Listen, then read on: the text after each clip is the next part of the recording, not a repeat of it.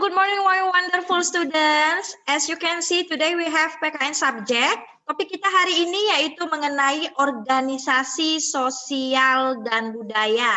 Nah, the first one, we are going to read our book page 80 until 82. And then, Miss akan menjelaskan mengenai pengertian organisasi sosial budaya, pengurus organisasi, dan yang terakhir adalah anggota organisasi. Nah, ketika Miss Dayu menjelaskan, anak-anak silahkan garis bawahi buku kamu ya berdasarkan penjelasan Miss. And I want to remind you that we have no assignment to collect. Jadi untuk minggu ini tidak ada tugas PKN yang harus dikerjakan atau dikumpulkan.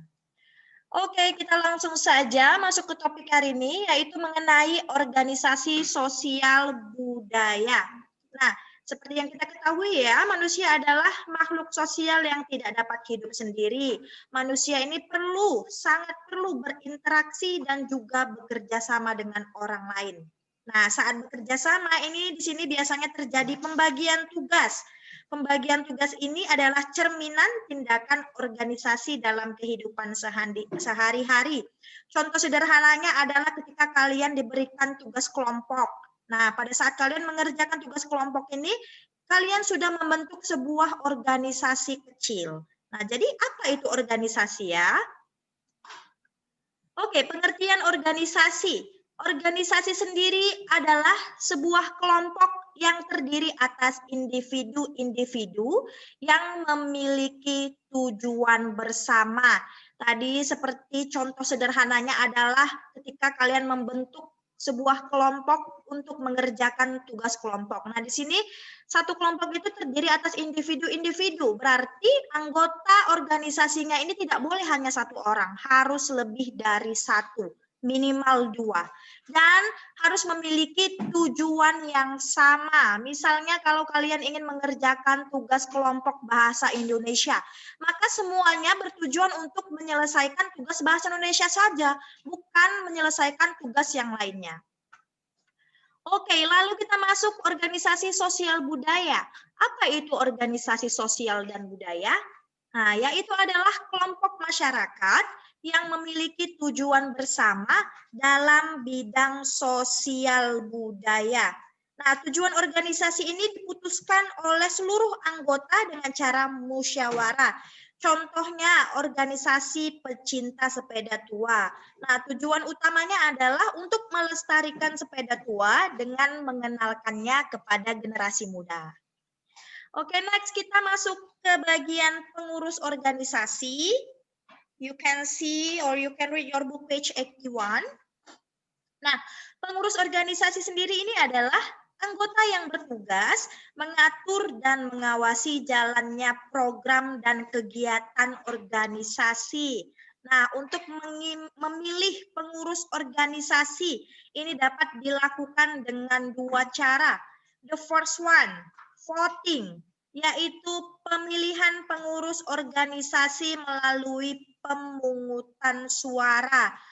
For example, contoh sederhananya pada saat pemilihan leader di dalam kelas. Nah, ini ada beberapa calon leader yang nanti akan di-voting. Nah, suara terbanyak dialah yang akan menjadi leader.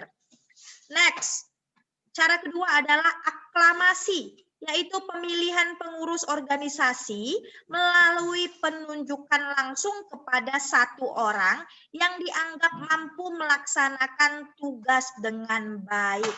Nah, ini contohnya ketika Miss Dayu memberikan kalian tugas kelompok. Nah, Miss langsung tunjuk ini satu orang untuk menjadi leadernya. Nah, tanpa adanya pemungutan suara, Miss langsung tunjuk saja satu orang yang Miss yakin dia dapat memimpin kelompoknya dengan baik. Nah, setiap anggota ini memiliki hak untuk memilih dan dipilih menjadi pengurus organisasi.